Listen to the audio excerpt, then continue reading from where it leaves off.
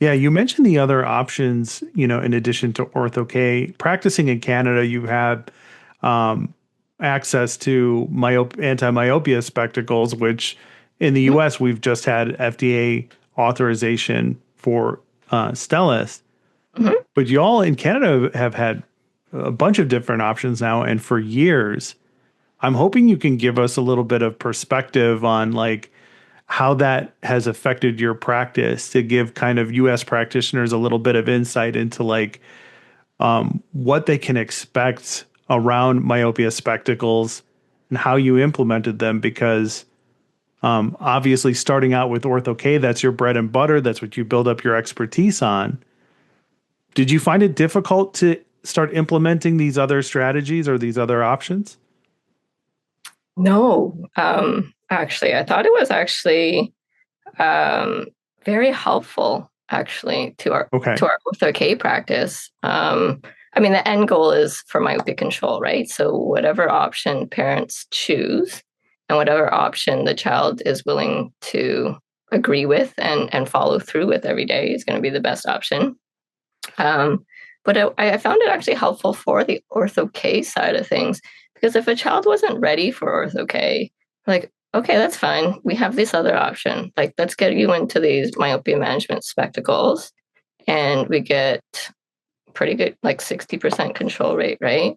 Um, and we're talking about myopia. They know about axial length growth. I'm seeing them every 6 months or 4 months in the beginning, or average 6 months. And it's that idea of myopia control every 6 months, right? And they know the importance of it. And then either they continue with the myopia specs, or if they get older and they're like, oh, I want to go into contacts now for sports or for school, like um, they don't want to wear the glasses all the time anymore. They're getting to Hmm. those teenage years or whatever.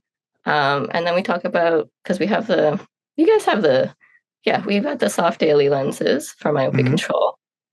And I think the US does too. So it's either that or we talk about Ortho-K. Hmm. So in terms of growing the practice, I think it was actually very helpful. It kind of eased parents into it a little bit more if they weren't ready to go right into Ortho-K. Hmm. And, did you run into, because a lot of the problems I've heard are about compliance, right? The kids need to wear these glasses, Mhm. they're fit for the glasses and then they need to wear them that way for basically until they go to bed, right? Yeah. How did that impact your practice? Was your staff like ready to be able to handle those kind of conversations? Like, was there an adjustment period to that? Actually, not too much. I mean, if it was probably a handful of patients, and we'd find out pretty quickly on their 4 month visit or 6 month visit. I mean, we asked them, "When are you wearing your glasses?" Or we'd see their prescription change or the axial length change, and like, "Oh, what's happening? Like, are you wearing your glasses full time?" Um, so, I mean, if it was happening, we would catch it, and then it would be like, "Okay, we have to have this conversation." I mean, they're like 0.75. They Hmm. don't have to always be wearing their glasses, but for the myopia control to happen, they have to be wearing it full time. And if they're like, "Oh, I don't want to wear my glasses," then we're having the discussion about contacts or Ortho-K, right? So we're switching their modality or management plan for myopia.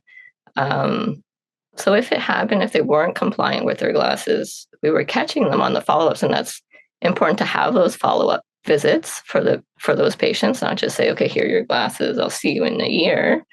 I still treat them as myopia control, and we're seeing them, like I said, in the first year every 4 months if things are stable and they're compliant. We see them every 6 months, but those follow-up visits are key. Yeah. And you mentioned axial length, which is an absolute, game changer for practice. Talk about measuring for axial length. And I don't want to assume anything, but for those patients that aren't going to pursue a treatment option, do Mhm. you have them come back to check axial length to have that conversation again? Is that part of your strategy? Talk about that if you can. Yeah, we definitely try to do extra length for all our. at least at risk kids. Hmm.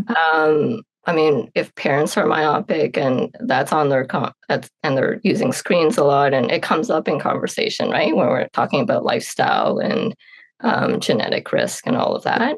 So we'll always try to get a baseline axial length measurement. Um, Funny enough, last week I was having this conversation with a parent and her son. Her son was probably 12, 13 years old, and she was worried about his myopia, like because she was nearsighted and they missed last year's appointment. So it's been a couple of years, and she was worried. But he was 20/20, and he was maybe Plano plus 25, like, but he was sitting right at Plano pretty much. And I was talking to her about axial length. I was like, I feel like he's doing well, but he's on these screens. He's going into high school. He's going to be on more screens. And I am concerned for myopia because of genetic risk. And I recommend this axial length measurement. And I explained the importance of it. And she's kind of humming and hawing and asking about insurance coverage. And so I explained it again, the importance of it. And then I was letting her decide. So I mean, I think you asked about, I guess, techniques in terms of talking about things. I kind of just was silent actually for a few minutes. Usually I would kind of just probably interrupt and say, that's okay, you can wait until next year or whatever it is. Like I'd talk them out of it. But I was silent and I just kind of let her think about it because I thought it was important. And then I hear her son going, I'll pay for it. It's okay. Like he understood the importance for it. Yeah. And they ended up doing it. But just to say, like, we do talk about it, like getting that baseline is good. I think parents and patient and child understand. Hmm. But yeah, I would do it for those patients. And if they didn't go with anything in terms of myopia control, depending on the risk level, I would see them back in 6 months and do accent length again. Yeah. It depends on the risk level, though, right? So it could Yeah. be low risk or high risk, and you're kind of assessing that. And depending on that, I would bring them back maybe in 4 months, right? If you have Hmm. a very concerned parent, they know the research behind it and they're watching it as well. I mean, some parents come in and like take a picture of their axial length and they're like monitoring it at home. And I had a parent come in with their own graph that they made on their computer, and you could see it being tracked. Um, but it really kind of depends on risk level, and you kind of read the parents and how concerned they are. And for sure, I'd bring them back for axial length measurements. If you're interested in getting the rest of the episode, consider becoming a paid supporter of the Myopia Mindset. In addition to an extended version of this episode and every other episode that we do, you'll also get access to exclusive monthly bonus episodes of the Myopia Mindset. And I know you're interested. You've made it this far. You can do so on our Substack, myopiamindset.substack.com. I'll see you at the next one.